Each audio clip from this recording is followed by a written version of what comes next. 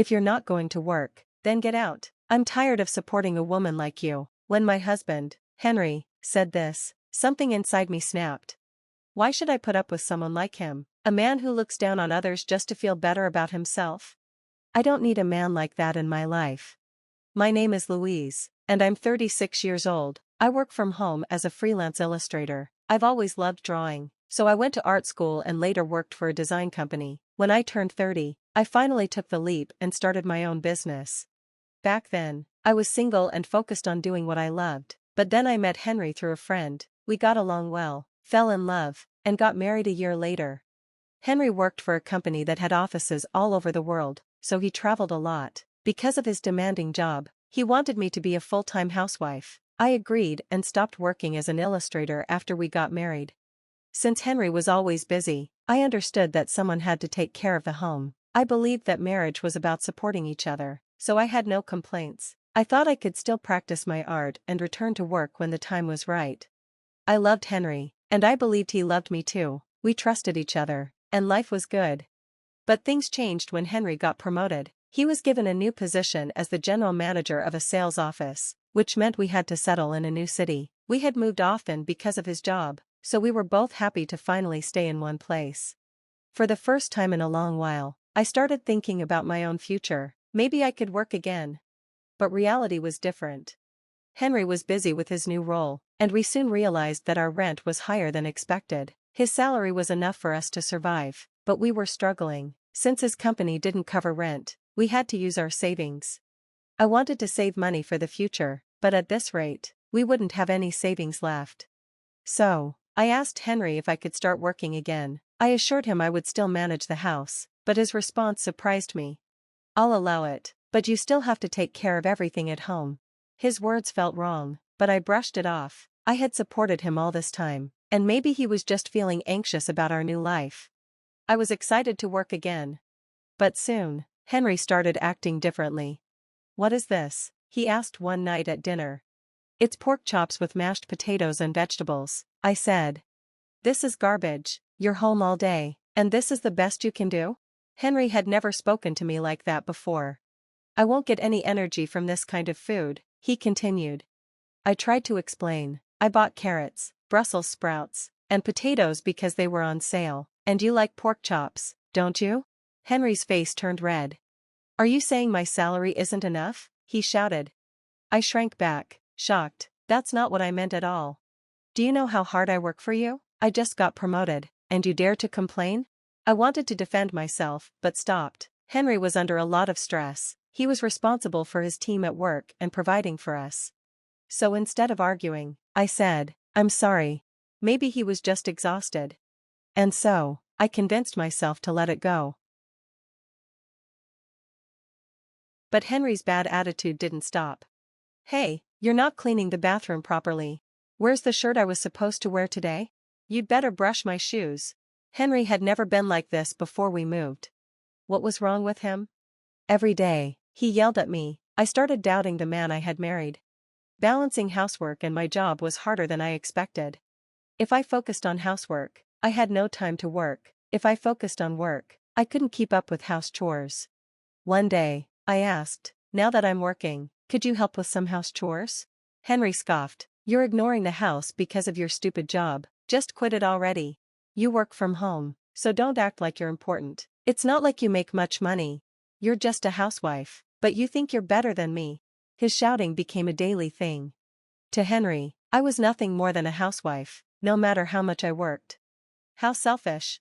I didn't earn much, but that was because Henry kept making it harder for me. I was fed up, so I did only the bare minimum of housework and focused on my work instead. But that made Henry even angrier. The gap between us grew bigger and bigger. Then, one day, while cleaning, I found his payslip.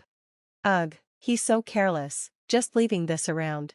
I picked it up out of curiosity. I already knew his salary, but I had never seen his actual payslips before. What I saw shocked me. His salary was only half of what he had told me. What's going on? Just then, my phone rang. It was Henry's uncle, Jack. Louise, it's been a while. Oh, Jack, what's wrong? I hate to bring this up, but I've been lending Henry money. It's been a long time, And I was wondering when he's going to pay me back. Since I lent him the money, I've been worried that he won't pay me back. What? He owes you money? Everything suddenly made sense. Henry had borrowed money from Jack to cover up the missing part of his salary. He had lied to me. The amount he borrowed? Around $10,000.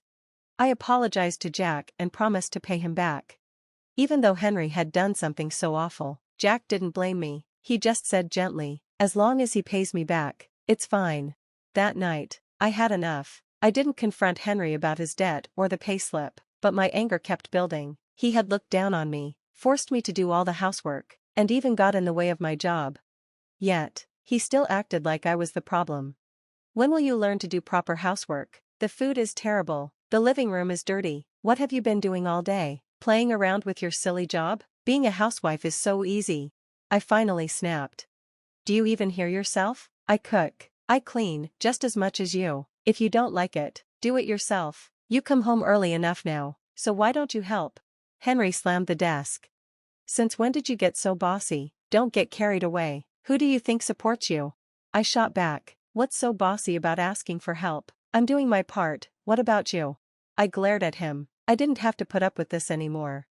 Henry didn't back down. You don't even do your job right. All you do is pretend to work. Why don't you earn some real money first? I clenched my fists. That should have been my line. Then Henry smirked. I should never have married you. You're draining all my money. If you think we don't have enough, then go earn it. If you won't, then get out. I'm sick of supporting a woman like you. He looked at me, satisfied, like he had won. He probably thought I'd cry and apologize. But instead, I said, "Fine, I understand. I'll leave." I grabbed the suitcase I had already packed. Henry scoffed. You can't do anything on your own. What makes you think you can? I looked at him coldly. Oh, and I'll leave this too. I've already filled out my part. I slammed the divorce papers on the table. His face froze in shock. Well, that's that. Fill them out and submit them ASAP, okay? I turned and walked out. I had already told my parents everything, and they welcomed me with open arms. When they heard about Henry's behavior, his debt, and his lies, they told me to divorce him immediately. I had no doubts. I wanted out. But would Henry even sign the papers? My father reassured me, if he refuses, I'll help you get a lawyer. A week later, Henry showed up at my parents' house. Did you sign the divorce papers? I asked. Henry hesitated. I'm sorry, I'm only asking if you signed them or not. Henry's face crumbled. Please don't divorce me, he begged at the front door. I was perplexed by Henry's sudden change in attitude. For someone so arrogant, his shift was unexpected. My parents looked at him suspiciously, but I decided to hear him out and invited him inside. Actually, I wasn't even promoted at work. Henry's so-called promotion had been a lie. The truth? He had been demoted and transferred to a branch office, which explained his lower salary. Henry had never been particularly skilled at his job. I had noticed his incompetence before, but I never imagined it had been bad enough to get him shuffled from one department to another.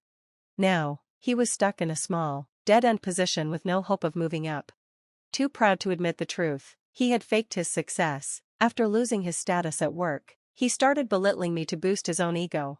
I thought I was a great husband just because I was supporting you as a housewife. So that was it. Henry had disrupted my work and treated me horribly just to maintain his fragile pride. I understand everything now that you're gone. You were actually making a lot of money, huh?